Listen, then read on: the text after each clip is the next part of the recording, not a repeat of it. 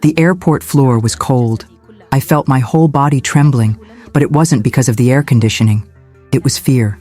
Fear of being stopped. Fear of being told I had to go back. Fear that everything would go wrong after everything I had already survived. There was a folded piece of paper in my bag with instructions in English I barely understood, a scribbled phone number, and a photo I nearly tore during the trip. But even so, I was there, alone, daring to set foot in the United States. I am what they least expected. They wanted me to stay silent, covered, hidden in some forgotten corner of a miserable camp in the Middle East. They wanted me to die without a name, without a story. But I came, and now I'm here. I took a deep breath as I walked through immigration, with my scarf covering half my face and my heart pounding so loud it felt like everyone could hear it. And when they let me through, it was as if the world had stopped. I didn't smile. I didn't cry. There was only silence inside, as if I were walking on a tightrope between the past and the future. Behind me, everything I had lost. Ahead of me, a country that pretended to hate me but would now have to swallow my presence. I'm not what they expected to see walking in. I'm not what they want to see growing, studying, succeeding. But that's exactly who I am now. And this story, you're going to hear it all the way to the end. My name is Yasmina El Nouri. I'm 28 years old, and I was born in Mosul, Iraq. I grew up being told that a real woman doesn't dream out loud, doesn't talk too much, doesn't raise her voice. But since I was a child, I did all of that. And I did it proudly. I never accepted that my faith, my clothes, or my gender were signs of weakness. I never accepted that my fate should lie in someone else's hands. My story didn't start with war. It started with books. It started with my father secretly teaching me how to write my name in Arabic, hiding it from my grandmother, who believed that a literate girl was a problem. It started with the smell of lamb and rice my mother cooked every Saturday. It started with the sound of the azan echoing from the mosque, filling the entire neighborhood with calm. Yes, my childhood had beauty, but it also had fear. It always did. Because even before the bombs, there was already pressure. There was already control. When everything truly exploded, I was 19. An airstrike hit the hospital where my older sister worked. After that day, no one saw her again. We searched through lists, hospitals, ruins. Her name never appeared. It was as if the world had swallowed her and spit out only silence. My mother started living in silence. And I started living with rage. Rage for having to hide who I was. Rage at watching my country bleed while the rest of the world watched from their couches, as if it were a movie. I started saving money in secret. I taught English to children, sold food on the street, scrubbed the floors of rich people who claimed to respect me just because I wore a veil. And every coin I saved was a step further away from that place. I got a tourist visa to the United States with the help of an acquaintance who had emigrated years earlier. I knew the visa was only the beginning, that staying there would be another war, but at least it was a war I could choose to fight. I entered legally. Plane, immigration, lines, silence. I didn't cross through a hole in a wall or ride a boat across the sea. I came through the front door, because the system didn't expect a woman like me to have the courage to face it head on. But I did. Today, I'm an American citizen. But when I look back, I see every piece of myself that stayed behind in Iraq. I see my sister's frozen gaze, etched in my memory. I see my mother screaming in silence. And I see the girl they once said would never leave that place. She left, and now she's here, standing tall, proud. They wanted to see me submissive. They wanted me to bow my head in gratitude for any crumbs. But I didn't come to say thank you. I came to exist. Before everything fell apart, my life was simple. Simple, but it was mine. I would wake up early to the sound of the call to prayer, help my mother in the kitchen, and go to school with my notebooks wrapped in a floral cloth. The smell of bread coming out of the oven, the sound of kids playing in the alley, the hum of old ceiling fans turning slowly above, all of it was part of who I was. Mosul was chaotic, loud, alive. The streets were narrow, but full of color. Fruit vendors shouting out prices, women greeting each other with 3 kisses on the cheek, young boys playing soccer wherever the ground was flat enough. The city could be harsh, but it had soul. And back then, I still believed it was possible to dream without leaving. At school, I was one of the few girls who spoke fluent English. I learned it by listening to the radio, copying lyrics from old songs, and reading borrowed books that passed from hand to hand. I dreamed of becoming a journalist. I wanted to tell the stories of our people, with truth, not through the dirty lens of outsiders. But it didn't take long to realize that telling the truth in a place where truth scares people can cost you everything. The tension began to rise in the streets. First, it was the fear of going out alone. Then, the fear of going out at all. The men started to disappear. Then the women. The city became empty, quiet. The facades of houses began to crumble, as if the city itself was tired of resisting. One day, the market where my mother bought herbs was closed. Then, the school. A military checkpoint appeared on the corner. And just like that, with no explosions, no warning, the city became a prison. The air grew heavier. The conversations faded. Everyone started to speak more softly. Fear became the official language. Even then, I resisted. I kept studying in secret. I would read at night, under a blanket, using a flashlight, scribbling notes in a notebook I hid inside a broken flower pot in the backyard. I refused to become just another shadow in that scenery. But the outside world started closing in too. Borders tightened. The internet began to fail. Even hope became hard to find. My sister's disappearance was the final push. After that, my mother started talking to me like I was next. She looked at me with fear in her eyes, as if my existence itself was dangerous. And I understood, if I truly wanted to live, I would have to leave. But leaving Iraq as a woman, alone and Muslim, isn't just about buying a ticket and packing a bag. It's like trying to break through a wall with bare hands. First came the scorn from neighbors who called me crazy. Then the struggle to get a visa. Everything was suspicion. The interviews, the documents, the eyes in those offices. I could feel it in the gaze of the officials. They had already decided my fate before hearing a single word. But I persisted. I gathered papers, letters, made up paths, proved I had somewhere to go. All while pretending I still believed in the future. With each step forward came a harder one, until the day of my departure arrived. My mother didn't hug me at the airport, not out of lack of love, but out of fear. She believed showing affection in front of strangers could hurt me, and maybe she was right. I left with a heavy heart, but it was steady. I knew what was waiting for me might be worse in many ways: loneliness, prejudice, struggle. But worse still would be dying without trying, dying without being anything. On the plane, I stared out the window almost the entire flight. The clouds looked like a layer between who I had been and who I might become. A white limbo. I thought about going back. I thought about running away. I thought about everything. But I stayed there, glued to my seat, hands sweating, head pounding. When I first stepped onto American soil, I felt like I was floating. It wasn't happiness. It was fear, disguised as relief. It was that brief pause between the danger that had passed and the next one still to come. I didn't know what would happen to me, but I already knew. No one was going to make it easy. I had entered a country that beats its chest to speak of freedom, but shrinks at the sight of someone like me walking through the front door. They say they accept us, but what they really want is for us to hide, to say thank you in silence, and disappear into the system. They tried to box me in, push me to the margins, dress me in fear, but I never agreed to live in chains. And I never let them stop me. Most people think that if you get on a plane and go through immigration, you have nothing to complain about, that everything was easy, that you were lucky. But they don't know what we go through before, during, and after setting foot on this land. Yes, I entered the United States with a tourist visa, but every second was a fight, every step, a calculated risk. And everything could have collapsed over the smallest detail. The visa was just the first part. It was limited. It had an expiration date. They wanted me to come, spend, smile for the photos, and go back quietly. But I never planned to go back. I came to stay. And that alone, for them, is an act of defiance. The plan was simple, on paper.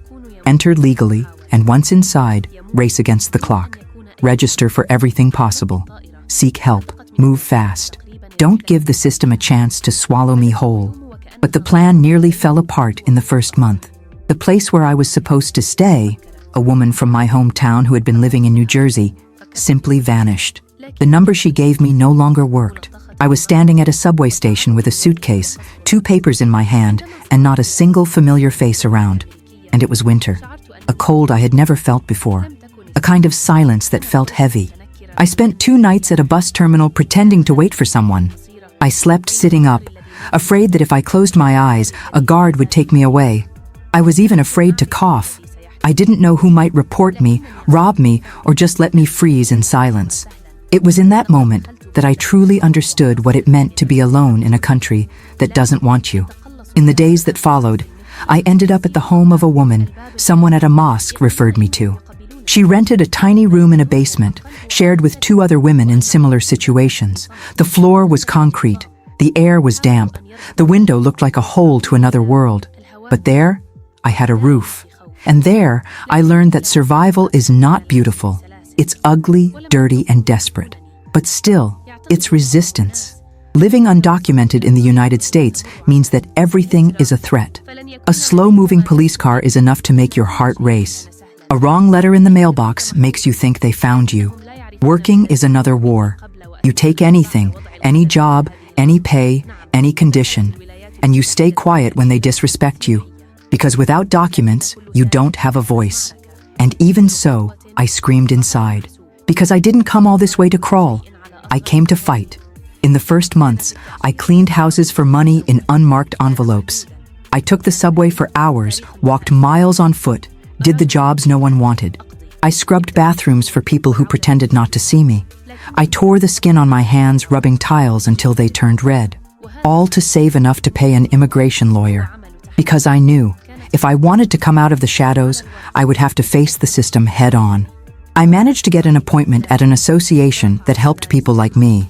I waited 4 hours on a hard bench with an empty stomach and a heavy head. They listened to my story, looked over my documents, and said I might have a chance if I filed for asylum. Might. That word stuck with me.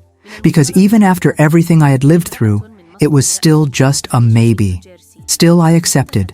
It was my only option. I prepared everything, organized the papers, told my story again, this time for a system that doubted every single word. While the case was being processed, I lived in limbo, not knowing if I'd have to leave the country overnight, not knowing if a curious neighbor might end it all with one phone call. And still, I kept going. I improved my English, memorized words that made me sound more acceptable.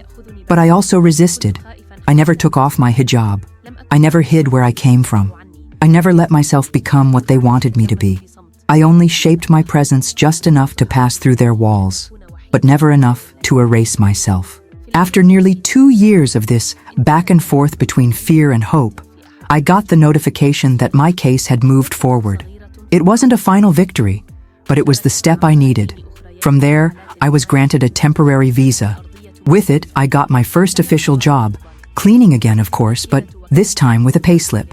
And that, to me, was almost like a diploma, because no one saw the path I walked to get to that piece of paper with my name on it. Citizenship was another, even longer journey. Years of studying, paying absurd fees, taking exams, tests, interviews, answering ridiculous questions from agents who looked at me like they were trying to catch me lying. People who smiled at me but made it clear, if it were up to them, I'd never belong. But I made it. I passed. And when I received my certificate of U.S. citizenship, I didn't cry. I didn't smile. I just closed my eyes for a few seconds, because that moment wasn't the end. It was just another step forward. Proof that they failed to erase me. Today, when I hear someone say immigrants only come to take advantage, I think of every floor I scrubbed, every line I stood in, every night I slept in fear. They call us illegal. But those who survive never asked for permission. I am a woman. I am Muslim. And I am an American citizen. And if that bothers you, it's because it worked. Becoming an American citizen didn't change the way people look at me on the street. My name still carries suspicion. My clothes still draw sideways glances. My accent still makes people correct me like I'm stupid. None of that disappeared when I got the certificate. If anything, it got worse. When I say I'm a citizen, many people widen their eyes, as if it were a glitch in the system, as if someone had left the door open and I had slipped through. But I didn't slip through. I earned it, and that's what bothers them. In those first few months with everything finally legal, I thought I'd feel relief. But what came instead was something else. A mix of outrage and strength. Because now I could work with a contract, yes. I could study, yes. I could walk without fear of being stopped. But that didn't erase the years I spent being treated like nothing. Scars don't disappear because of a piece of paper. I worked 3 different jobs before I could afford a technical course. Cleaning in the morning, cashier in the afternoon, delivery at night. All so I wouldn't have to depend on anyone. I slept little, ate whatever I could, and still faced people who said I was stealing jobs from Americans. I looked them in the eye and kept going. Not because I needed to prove anything to them, but because I knew who I was and who I had become. In the classroom, I was the only one wearing a hijab, the only one with no family nearby, the only one arriving by bus while the others drove. And still, I sat in the front row. Still, I got good grades. Still, I refused to be merely tolerated. Because I never asked for tolerance, I demand respect. Over time, I began to understand how this country really works. The speeches are beautiful, freedom, rights, opportunity, but the reality is different. For people like me, everything comes with double the effort. The system will swallow you if you slip for even 1 second, and still smile while telling you it was your fault. But I never gave anyone that satisfaction. I joined support groups for immigrant women, many with stories like mine. Others still trying to step out of the shadows. There, I saw the strength we carry. Women who cross the world with children in their arms, fear in their eyes, and a courage most will never know. We met in churches, community centers, even basements, sharing stories, helping each other stay standing. Even with papers in hand, the prejudice never disappeared. I've been followed in stores. Security was called on me just for looking at makeup shelves. I've been ignored in job interviews when they saw my full name. I've heard jokes about bombs, about veils, about where I come from, and they always said they were just kidding. But none of it stopped me, and it never will. Today, I work at a hospital as a nursing technician. I care for people who barely look me in the eye, and I care well. I've saved the lives of people who probably voted against immigrants like me, people who believe my presence here is a threat, and still, I give my best. Not because I owe anything, but because my ethics speak louder than their hate. Some colleagues respect me, others just tolerate me, and some simply ignore me. And that's okay, because I don't work to please anyone. I work because I earned that right. No one gave it to me. I claimed it, with sweat, pain, and courage. And now, no one can take it away. When I walk the hospital halls with my badge on my chest and my hijab on my head, I see the contrast, the symbol of who I am, blended with the very system that tried to erase me. And every step is a reminder. I won. Not by luck, by persistence. I've heard people whisper that I'm different from the others, as if my effort made me the exception. But I'm not an exception. I'm a consequence. I'm the result of what happens when a woman like me doesn't give up. The problem is, they want to see us broken, tired, submissive. And when we show up strong, clear-eyed, and with our heads held high, they freeze. Because they don't know what to do with someone who isn't afraid. I don't even know what it means to fit in. I've never fit in, neither in Iraq nor here. And you know what? Today, I don't want to fit in. I want to exist on my own terms, speak with my strong accent, wear my faith with pride. They pushed me to the margins, thinking I would get lost. But it was from the margins that I built my bridge. If I'm a problem, let them learn to live with me. If I'm a threat, get used to it, because I'm not going anywhere. I will not hide. I will not apologize for existing. And if I'm an intruder, then why do you depend on me to keep your hospitals running? Today, when I walk the streets of this country, I carry more than a badge around my neck or a passport in my pocket. I carry the living memory of everything I went through to be here. The cold of the station where I slept, the weight of silence when I was ignored, the tightness in my chest every time I was treated like a threat. None of that stayed in the past. It all still lives in me, as part of the strength that keeps me going. Some people believe that respect comes with citizenship, that a piece of paper solves everything. But those of us on the other side know it's not like that. Acceptance remains partial, conditional, superficial. The system recognizes me as American, but many still see me as an intruder. I didn't become a role model. I became a disruption. And that, right there, is proof of how much it still bothers people to see someone like me, standing tall, with dignity. I wasn't born to fit into anyone's expectations. I kept my faith, my roots, my way of being. And even so, I grew on this soil that wasn't made for me. Some expected me to fail, to give up halfway, to quietly go back where I came from. Instead, I learned the language, built my career, found my place. Not because they made it easy, but because I kept going, even when everything told me to stop. There are still days when I feel the weight of judgment in a stranger's eyes. Moments when I know my presence makes people uncomfortable, even in silence. But today, I no longer carry shame. I carry awareness. I know exactly who I am and why I made it this far. Being an immigrant does not mean being less. It means carrying a world on your back and still moving forward. It means rebuilding your identity without letting them erase your roots. And that takes more strength than most people will ever understand. If my presence challenges expectations, it's because my story was never written to please anyone. If this touched you in any way, write in the comments.